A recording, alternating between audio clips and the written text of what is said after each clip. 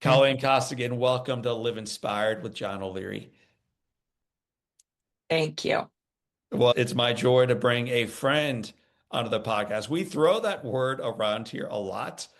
After I meet someone one or two times, like I feel like they are my friend. And so I've met a whole lot of friends in this world and on our show.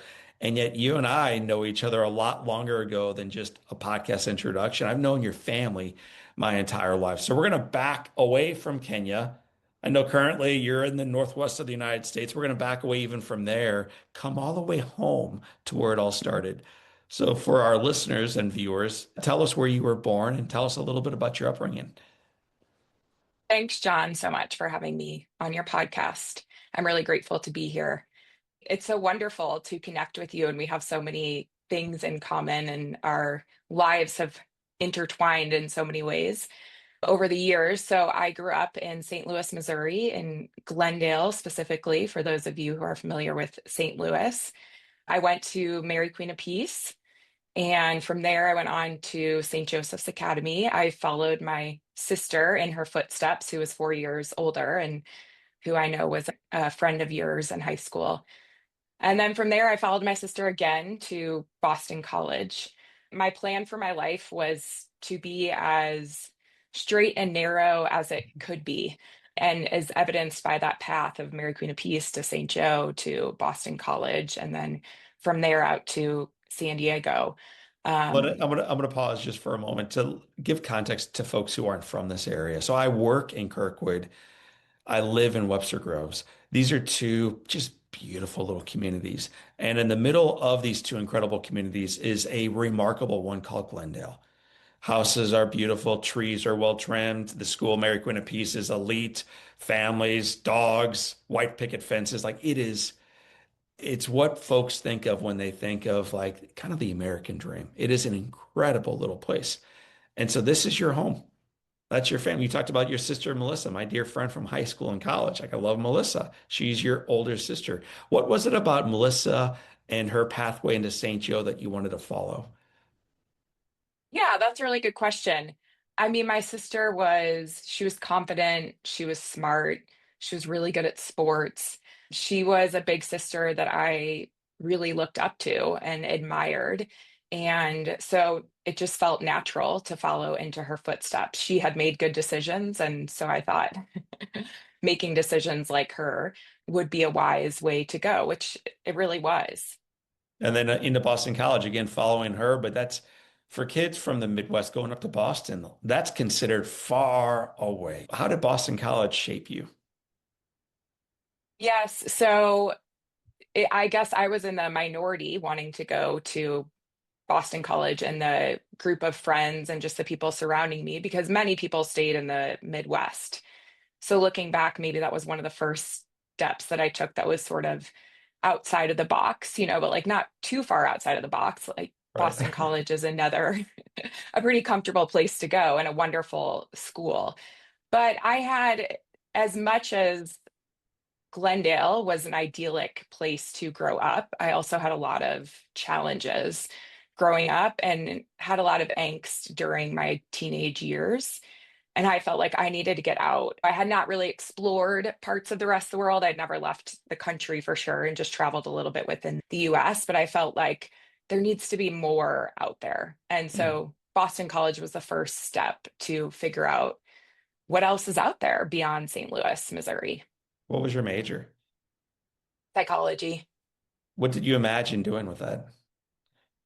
I didn't know. I was, as I said, I had some angst about my upbringing and just my life and personal struggles that I had. So it was like I wanted to try to figure out life. I had no grand plans beyond that. I thought maybe I would go on to become a psychologist, but I wasn't clear, and I always envied people that were like, I'm going to go be pre-med, I'm going to be a doctor, and this is my path for life. I yearned for that, but I didn't have it. I didn't know what my gifts or strengths were, or Mm. really what I should do with my life.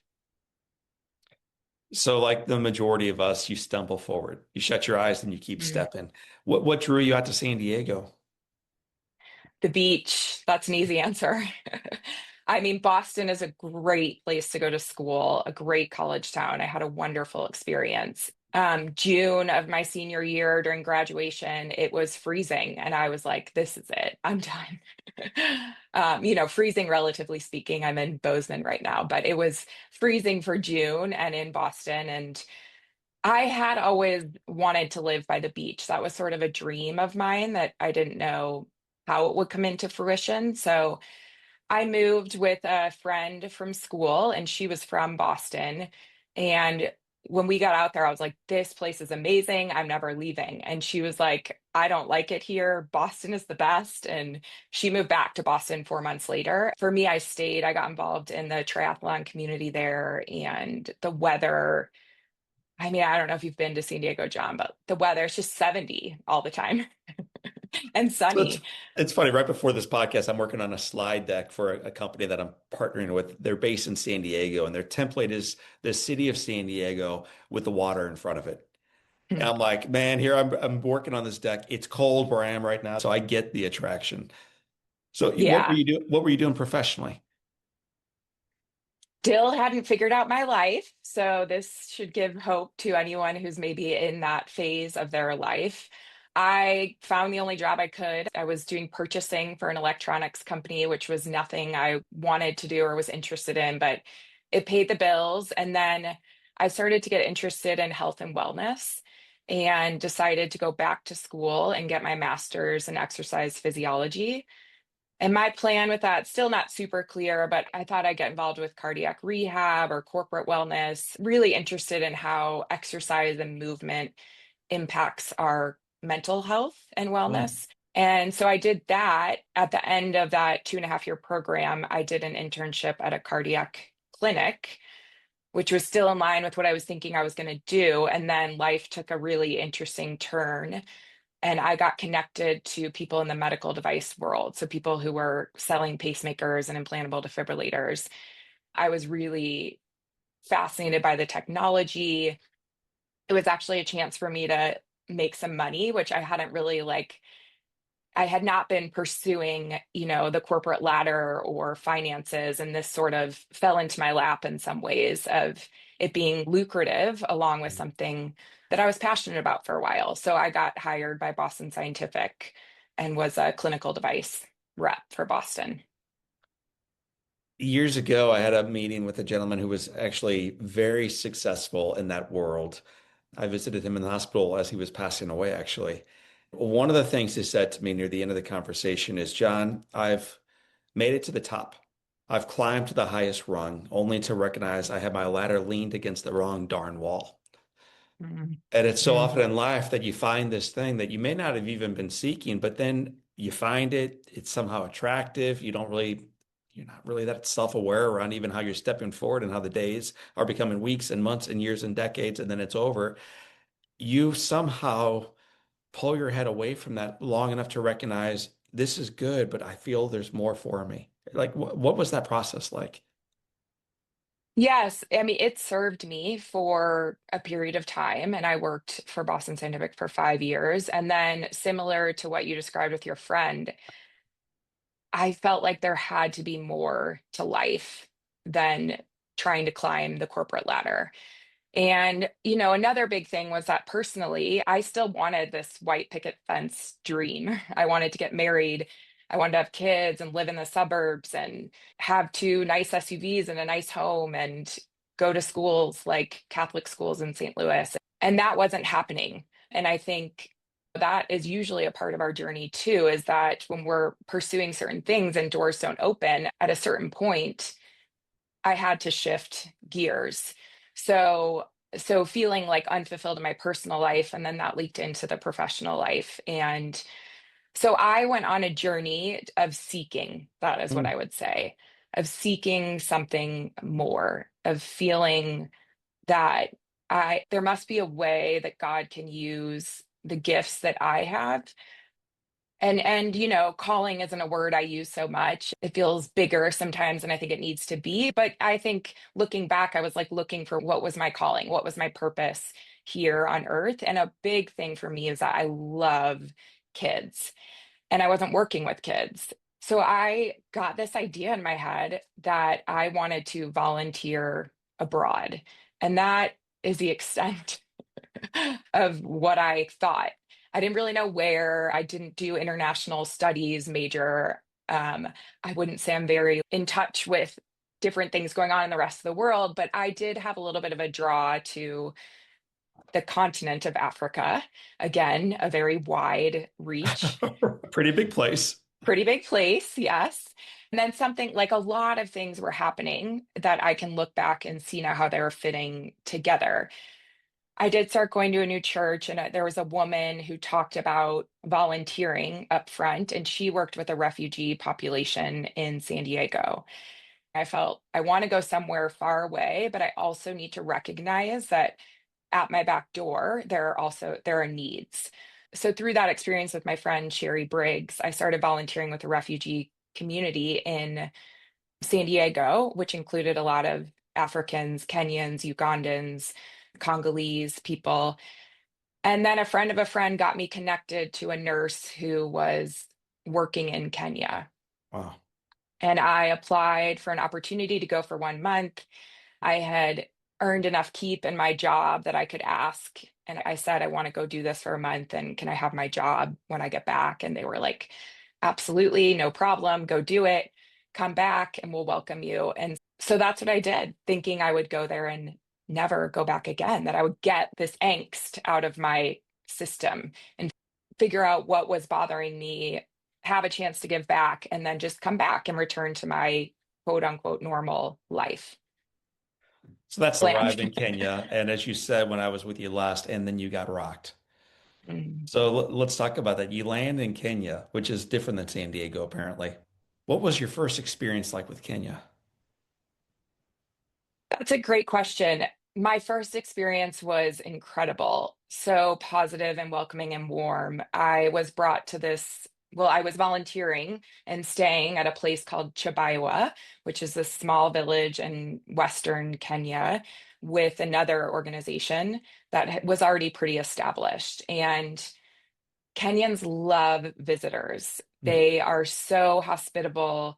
They will drop everything that's going on in their life to welcome a visitor. So I was welcomed with singing and and just open arms and excitement that I was there, and I was blown away. I mean, I was very nervous about going, and now I've become so comfortable. Like, I was a big runner at the time. I didn't even bring my running shoes because I was like, for sure it's not safe for me to run, like I had no idea what to expect. It was a very, foreign place to me. And when I got there, I was like, oh, this is incredible. It is safe and people are very welcoming. And so that was my first experience. And that was at a children's home that had already been around about 10 years. They had a lot of Westerners coming and going, and they took really good care of me. And then the other thing that happened in that month is that the purpose of me being there was to work with this nurse in a slum community. And this slum community is about 15 minutes from this village where I described, and very, very different than this village. It's a place where people are really suffering, and I was especially disturbed by the suffering of children. So these are people who have been displaced from their homes for different reasons or are there for different complex social reasons. It's government land that people are squatting on, and there's no access to running water, there's no access to electricity. Getting clean water is really difficult for most people there. There's limited access to healthcare, and a lot of kids are in and out of school. Another big problem that I was exposed to there is alcoholism, which is a part of the cycle of poverty in that community, that they brew a grain alcohol. And this brings a lot of other challenges, especially for the safety of children. So, this was my first experience with anything like that, Right. of what I just described. I'd never experienced anything like that. We'll talk about the alcohol in a moment. I was surprised in our last conversation about how young many folks who begin drinking are and what that drug will do to them in the short term and in the long term for their lives. It's it's incredible. For you though, as you're arriving from San Diego into Kenya, into this relatively safe, beautiful singing community, you're there Hmm. for several days, and then you go to the slum community. What did you see? What did you hear? What did you smell? What was it like for you just to experience this for the first time? Something that none of us, at least in the Western world, can imagine, and you're stumbling into probably ill-equipped. Yeah. Well, the first thing we were helping with was there were children and adults who were suffering from a problem called jiggers. These are tiny little fleas that get inside of people's feet in areas of poor sanitation and for people who don't have shoes. And so that was also something didn't know anything about. I saw a lot of suffering, kids who were in a lot of pain, a lot of children who did not have proper supervision, who weren't being cared for. Yeah, I had a chance to connect to some of the children. People in that community speak Swahili. Swahili is the language that Kenyans speak, Swahili Mhm. and English, but in this community, it's mostly Swahili. So at that point, I couldn't really communicate so much. I was disturbed that people were living in these conditions. The conditions are really terrible. Many of the houses are dilapidated and falling down. And there's a feeling of darkness and hopelessness in that community that is really overwhelming. Can you feel that as an outsider when you step in there? Can you feel the weight of despair? Absolutely. Absolutely. You mentioned alcohol. Tell our listeners and viewers about that. Yes, I think it's an important thing to explain because a lot of people, or some people will ask alcohol, well, how can people afford alcohol? It's not, the Bud Light that you might share with a friend in St. Louis, but it is a grain alcohol that they use rotten corn, and they put all sorts of chemicals in it to make it extremely potent. So a person may spend 40, 50 cents for a tiny amount, and that gets people bombed, not functional. And not to mention it's incredibly dangerous. It causes blindness. It kills people. The Swahili word for the alcohol that they drink is changa, and it literally is translated into kill me quick. Wow. And so it it is part of the cycle that I mentioned of poverty. Joblessness is a big problem in this community, depression and hopelessness. And so it's a coping mechanism that people use to deal with life, turns into addiction for many people. And the other part of it is that it's a big business. So it is a quick money maker. And so there's another element of it where some mamas and grandmas are doing this as a business in order to feed their families. So, and it, as you can imagine, it creates a lot of problems for children. Yeah. The neglect that happens, it leads to a lot of physical, sexual, and emotional abuse, and then early exposure to alcohol for kids.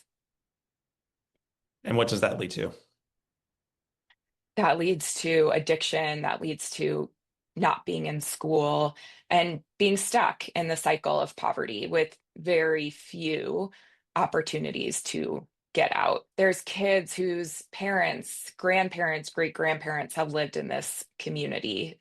And there's a lot of compassion that I have and we have as Beam for how hard it is to get out of that cycle.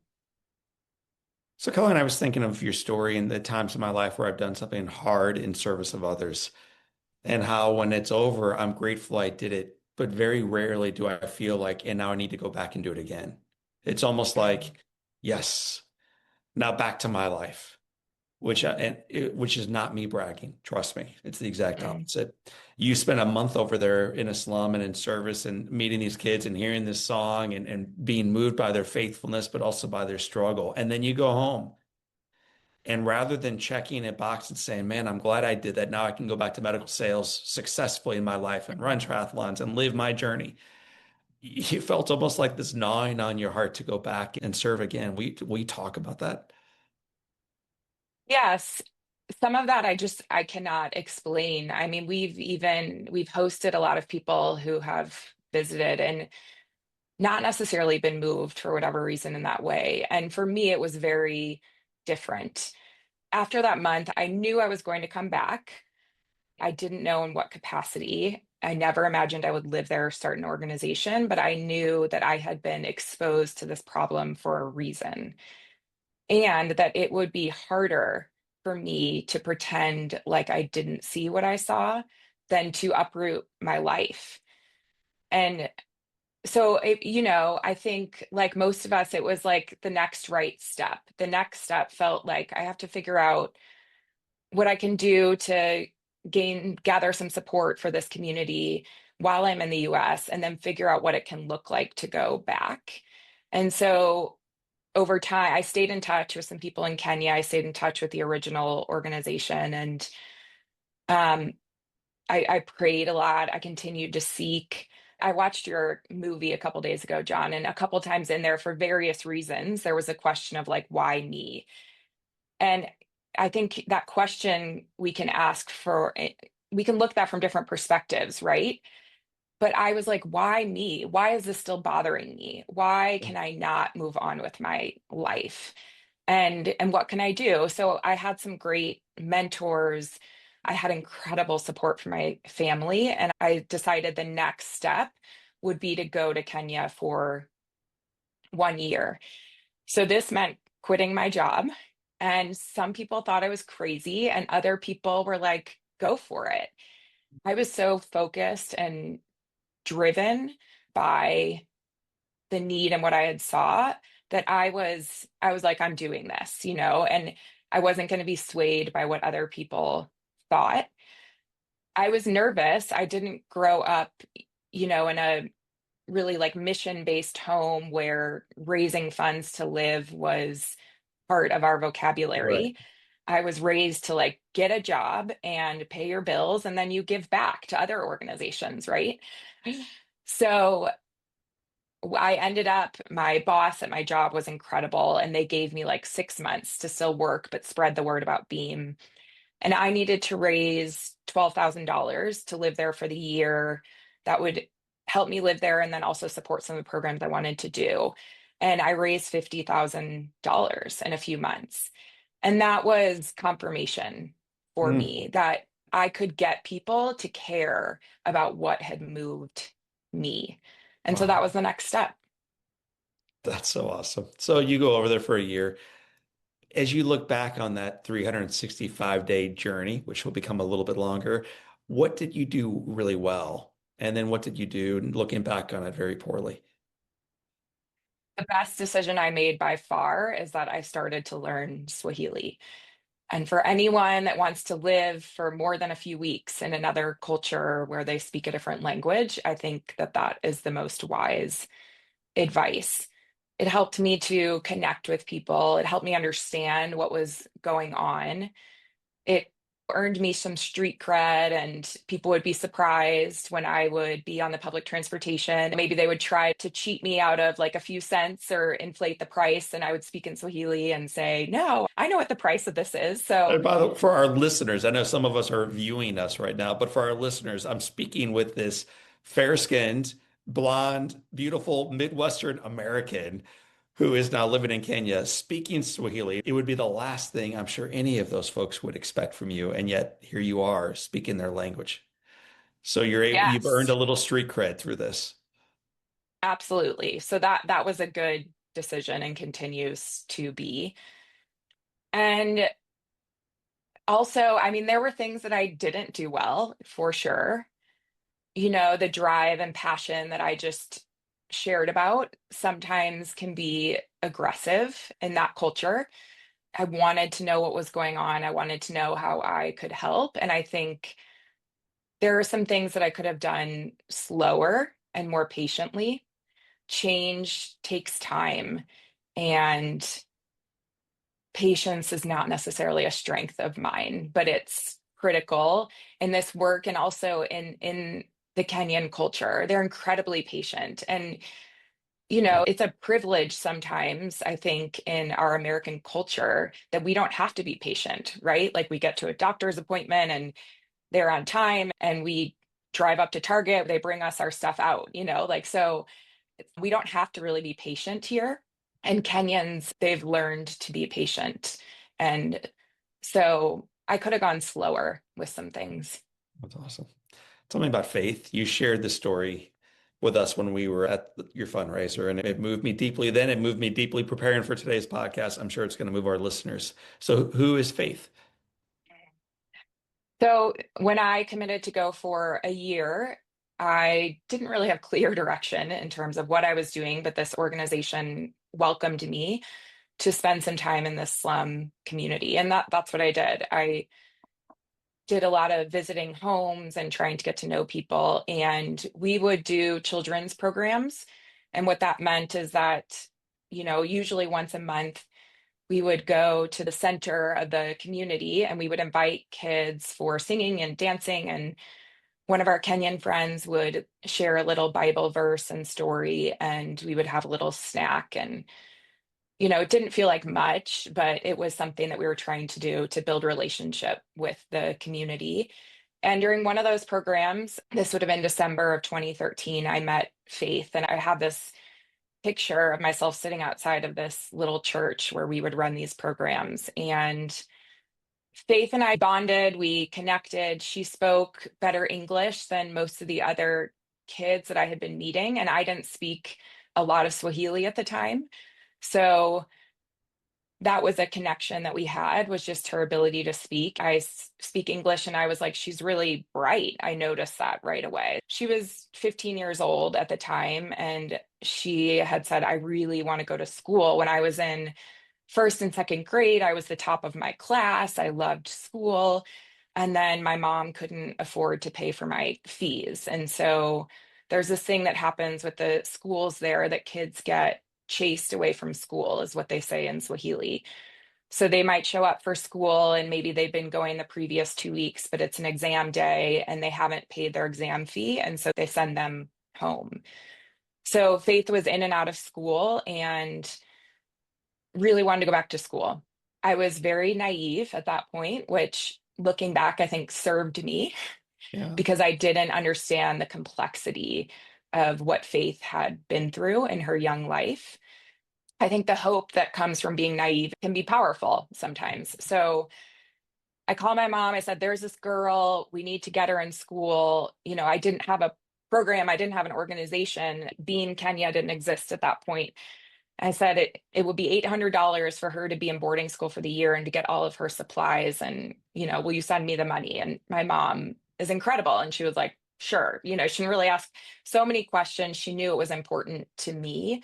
And so it became important to her.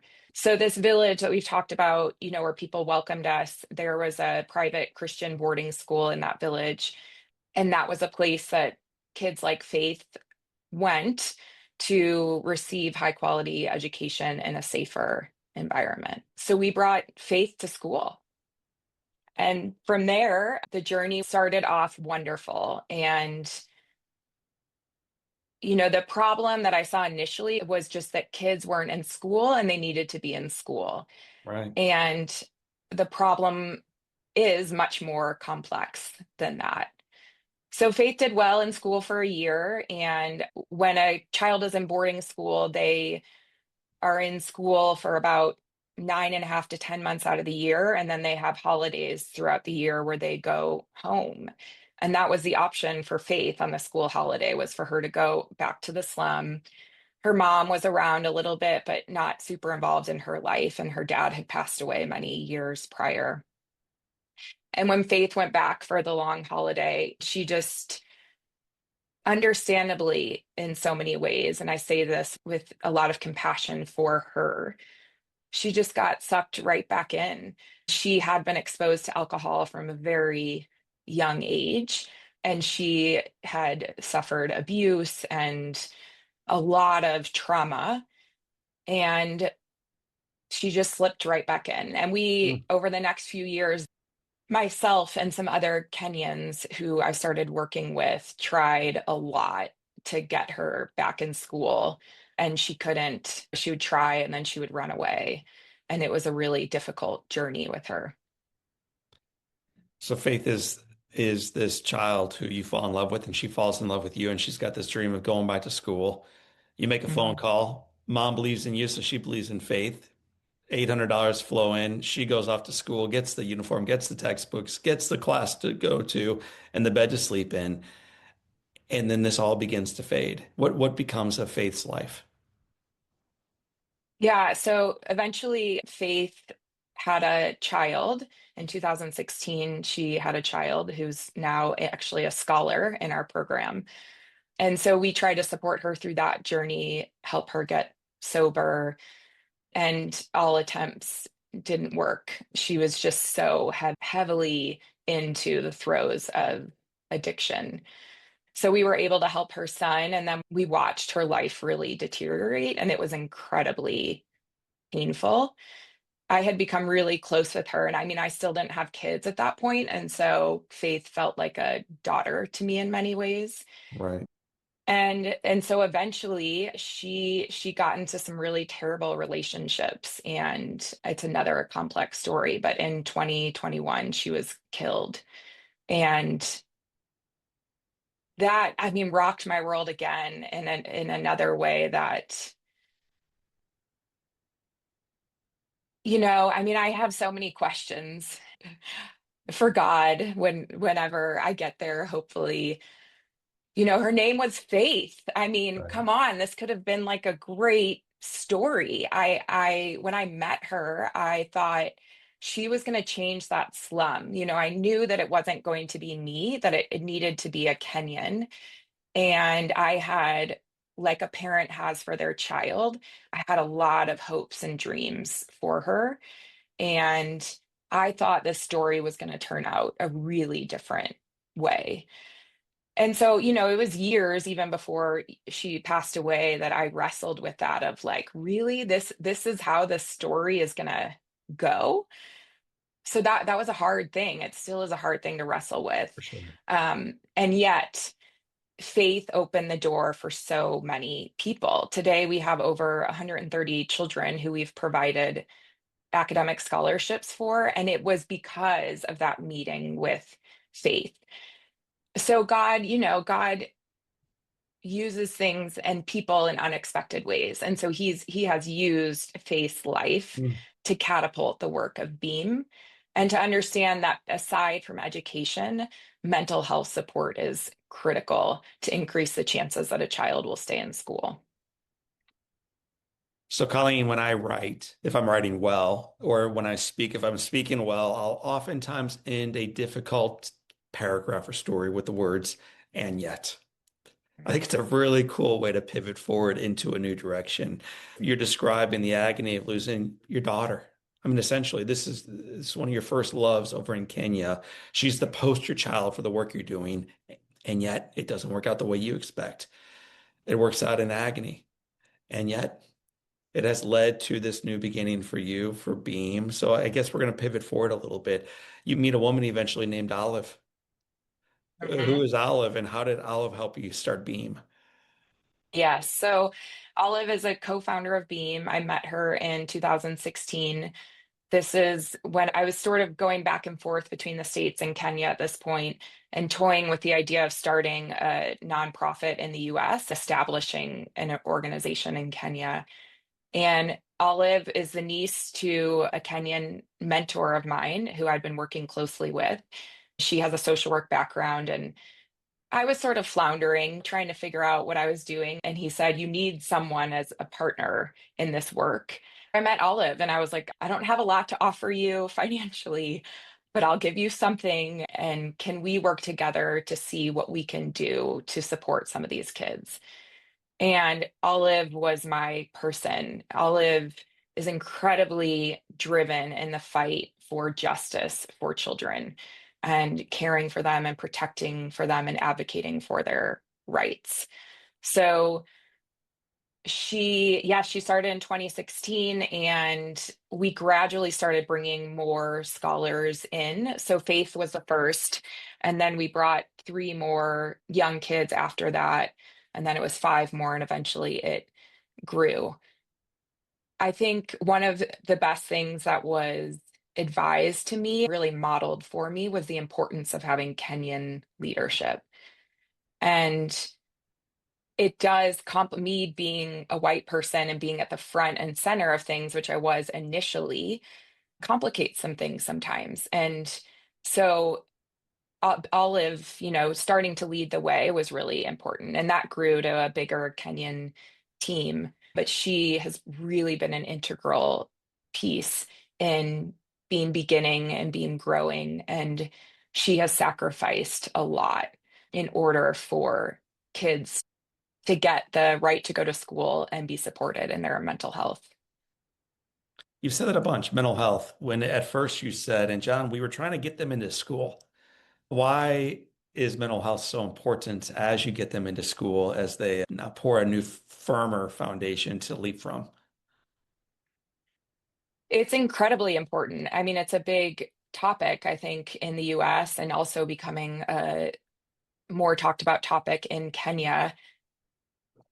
I think that it is unfair to make the assumption that taking a child out of a very difficult environment and putting clean clothes on them and putting them in school and saying, all right, there you go. You have everything you need.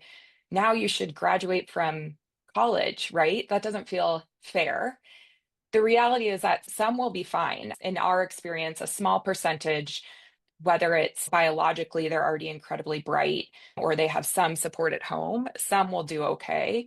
But majority, with the backgrounds that they have, the trauma that they've been through, the challenges that they need to overcome to stay in school are so many that it's critical to provide extra support.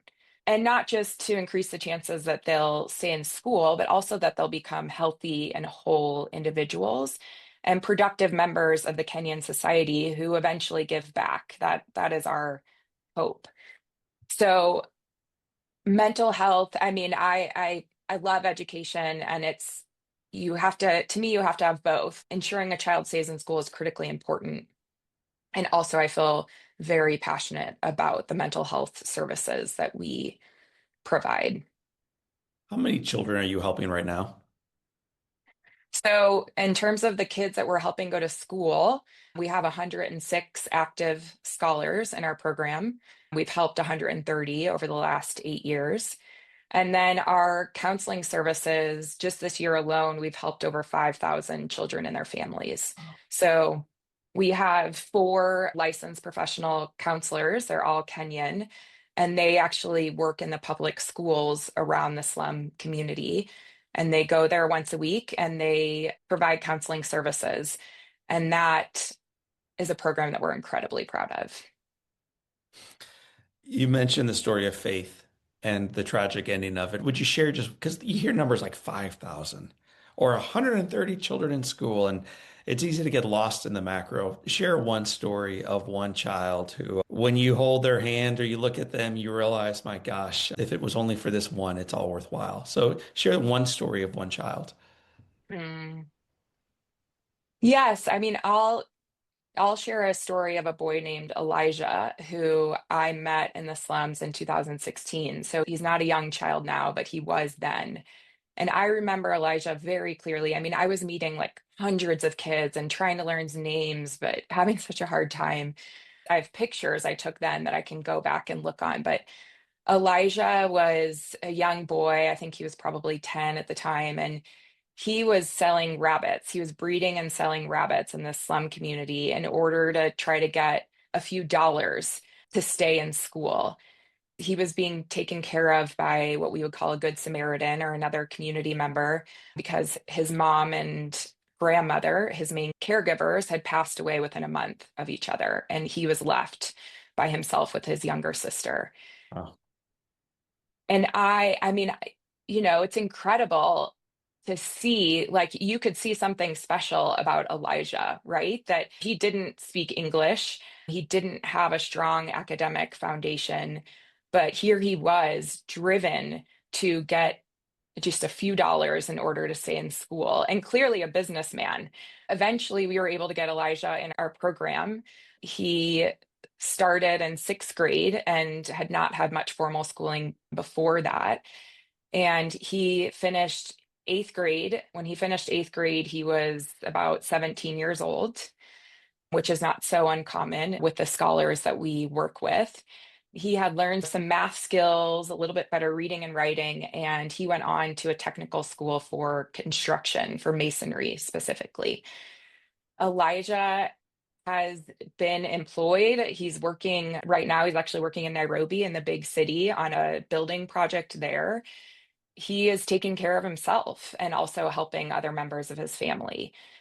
And the power that can come and the change that can happen when you recognize one child. The trajectory of Elijah's life has been changed because of the support of the entire Beam Kenya community. And those are the really joyful things to be a part of and to Mm. witness. It's a great privilege to witness journeys of people like Elijah. You've talked a little bit about your faith and then the faith of the Kenyans. How has the Kenyan church, not the Mm, building, but the people, changed your own perspective on faith? mm. Yes, Kenyans have to, or they choose to rely on their faith in different ways. Kenyans often are relying on God for their daily bread, for the rain in order to get and for their crops to grow, in order to get enough food for the upcoming season. There's a lot that we have to learn from people living in the developing world and their faith because they don't have all the comforts that we have. And so there's an innate reliance on God for many things.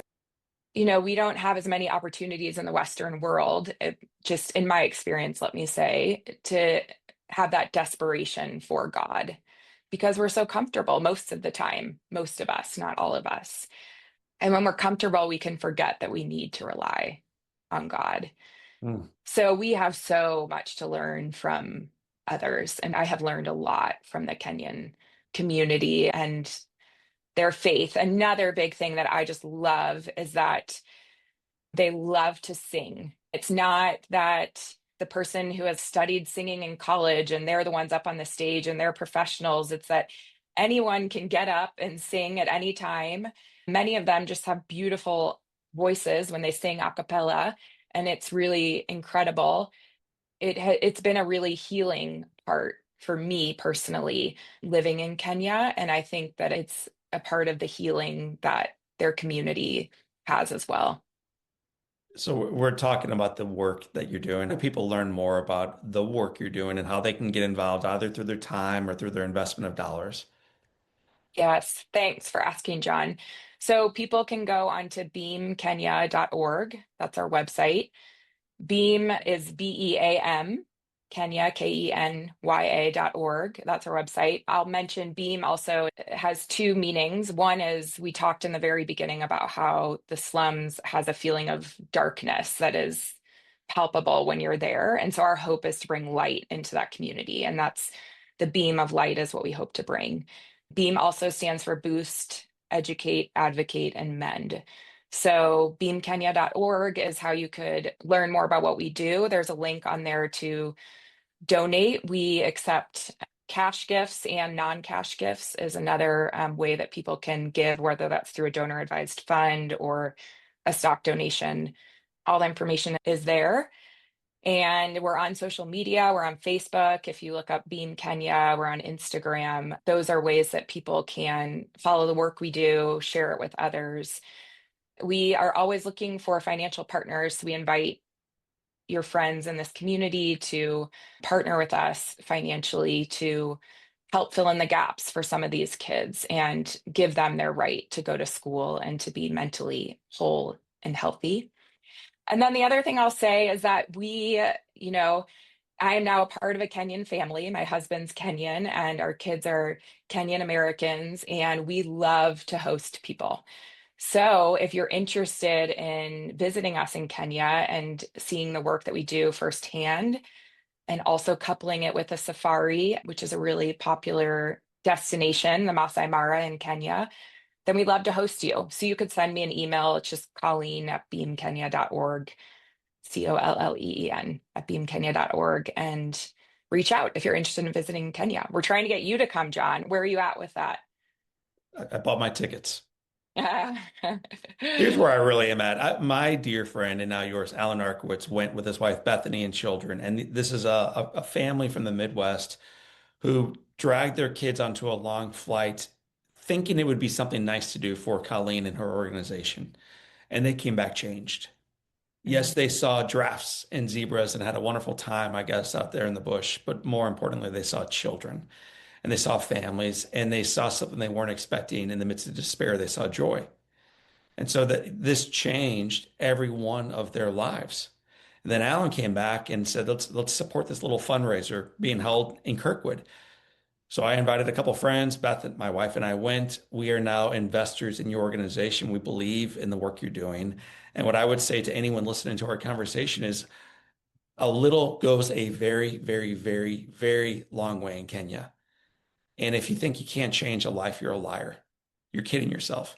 Through a little bit of generosity, you can change the life of one child or dozens of children in Kenya.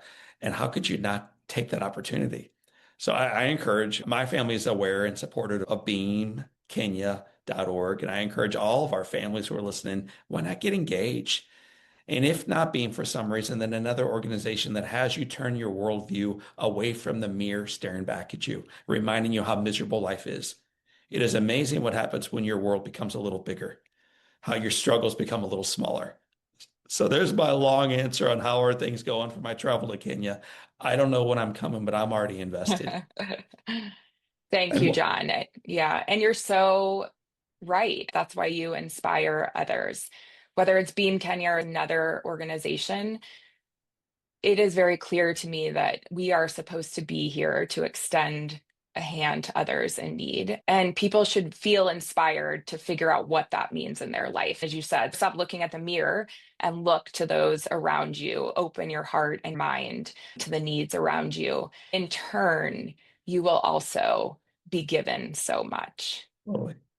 So, a final question before we pivot into the Live Inspired 7. You lived in San Diego in a condo near the beach with nice running shoes as you did your triathlon in your triathlon community with your Boston College degree hanging up perfectly on the wall. Yeah. You now find yourself waking up in Kenya on a farm, Mhm. married to a Kenyan farmer who now works within the Beam organization with two little ones. As you look at the life you're living now and the life you lived 15 years ago, what are you most grateful for the life you currently have? I'm so grateful for my husband and my kids that I get to be a mom. That is one of my greatest joys, and that I get to be involved in work that I'm really passionate about. I'm incredibly grateful. I never imagined I wanted to live on the beach. If you're still with us from the beginning of this podcast, I never wanted to live on a farm. But that's what happens when you step outside of your comfort zone, is that life surprises you in the best possible ways. Hmm. Well, there's a little Albanian nun who was on her way, I think, to the UK on a train and made a southbound turn to India. And in doing so, she changed the life of one child and then another and then another. And when Mother Teresa passed away, I think her organization was supporting 30 million orphans. How do you change the world? I don't have a clue, but I know it's done one life at a time. And Colleen, that's exactly what you're doing. So let's begin moving to the finish line, which our listeners know is really Thank the you. starting line. Live Inspired 7 always begins with the first question. What's been the most impactful book you've ever read? Barking to the Choir by Father Greg Boyle. Did you I, say barking to the choir? yeah, by Father Greg Boyle. He's a Jesuit priest in LA that works with ex-gang members. And he reminds me of a lot of the way the Mother Teresa is spoken about and speaks. He talks about a circle of compassion where we're all together, that we care about each other. And it's not that some people are in and some people are out, but he's incredibly inspiring. So I think you'd like him. I would encourage you to check it out. Well, I read Homeboys or whatever the first book was, but I haven't read Barking to the Choir. So you've just sold a book to John O'Leary today. What's one positive characteristic or one trait you possessed as a little girl growing up in Glendale, Missouri, that Mhm. you wish you exhibited as brilliantly today in Kenya? Oh, I think just being unabashedly myself. My daughter is 3 years old, and just the other day, she put on a dance party for us. And I was like, that was probably what I was like when I was 3. She had her speaker and was singing and didn't care at all what anyone thought about her. And so, yeah, I'm continuing to try to get back to that 3-year-old self and just live unabashedly as myself. This is unrelated to your, well, it's tied to your answer, but it's not a question for you. One of the beautiful things you did at the fundraiser is you had Piper, Alan's daughter and Bethany's daughter, speak about her experience in Kenya. And as you were talking about your daughter dancing at age 3, and as you're talking about how that's who you were, it reminded me of this little girl standing in front of a group of 80 or so, maybe potential investors, and just the joy in her eyes as she unabashedly shamed her joy for Kenya and why people should get engaged. It was awesome. So Oh, it Piper, was if you're listening, incredible. it really was Yeah, awesome. so grateful for Piper. And just a quick side note that she had practiced and she had note cards. And her mom told me that after, when she was about to go up and speak, she was like, threw her note cards and was like, if Colleen didn't use note cards, I'm not using note cards.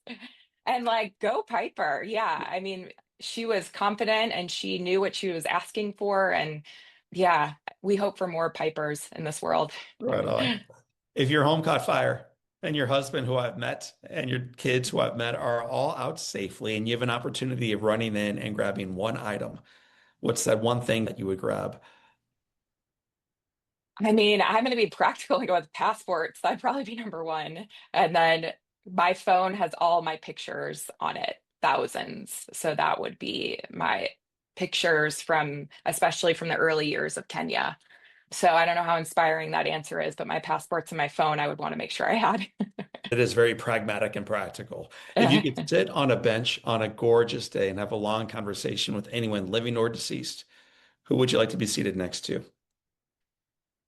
Well, I think I'm going to go back to Father Greg Boyle. I would love, and he's still alive. So I don't know if he's listening and can make that happen. But yeah, Father Greg Boyle, Mother Teresa, and my great grandmother, maybe sitting with all three of them with my grandmother, my dad's mom, and just soak in their wisdom and the peace with which they seem to live their life despite hard things that have happened.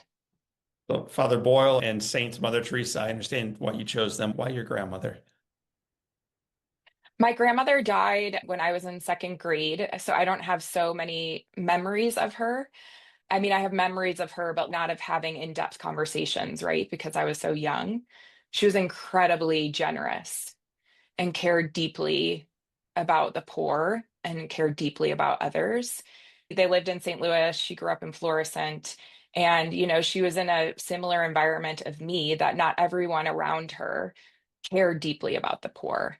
And she was radically generous. Mm. It's one thing to be generous, and it's another thing to be radically generous. That's a legacy that I think was started by her, and I want to know more about and continue to be inspired by. That is so convicting. This call to radical generosity. So what's the best advice you've ever received? Acceptance is the answer to all of my problems today. Say that one more time, please. Acceptance is the answer to all my problems today. Have you heard that before, John? No, I mean, No. I'm familiar with the concept, but not word for word. Yeah, there's a prayer actually called the acceptance prayer. Um, a story for another time is that I've been involved in in the 12 steps of the anonymous programs. I don't know if you are familiar with those, not Alcoholics Anonymous, but I was involved in another program. And there, part of that program, there is a prayer called the acceptance prayer. And just the first part Mm. of it is that acceptance is the answer to all of my problems today. And that means that, like, let go of control. I don't control other people. There's a lot actually that I don't control. But if I can accept what is, then I can live more peacefully. That's good. What advice would you give to that sophomore Boston College girl looking out her dorm window at the life ahead? That all things are going to be used for a reason. The hard things, the good things, the privilege, the painful things, that they're going to be, God's going to work them all together for a purpose. And I didn't know that then, but now I do. And I feel incredibly grateful for that. Colleen Costigan, it has been said that all great people can have their lives summed up in one sentence. How would you like yours to read? Our small, scary steps led to fearless leaps of faith. You had to have rehearsed that, man. That is so good. Tell me what that Well, means. so I'll tell you about that. I used to have a blog. It was called The Humbled Warrior. It's not up anymore. Now most of my writing goes through Beam, but the tagline for my blog was small, scary steps lead to fearless leaps of faith. And so I did, I thought about this question because people say a lot like, oh, you're so brave or you're so adventurous. And I don't really feel that way. I love the comfort of my home and routine. Like, I don't feel adventurous or brave. But what I have done is I've taken small, scary steps. And that is what has eventually led me to be able to take bigger leaps, one small step at a time, not knowing what I'm doing. And then that turning into bigger things like starting a nonprofit, which is not anything I planned to do or wanted to do or knew anything about. And I've learned along the way. And that's why I was able to take that leap. Colleen Costigan, Executive Director of beamkenya.org, sister, daughter, mother, spouse, great friend, and great advocate for the poor. I want to thank you for being part of our Live Inspired podcast and for really modeling our message through the gift of your life. It has inspired me. Thank you so much, John. It's a great privilege to be here. And thank you for caring about the work that we do and advocating for the Beam children in Kenya. We're so grateful. My friends, that is the voice and the testimony of Colleen Costigan. My name is John O'Leary. Today is our day. What a gift. What a gift. Live inspired.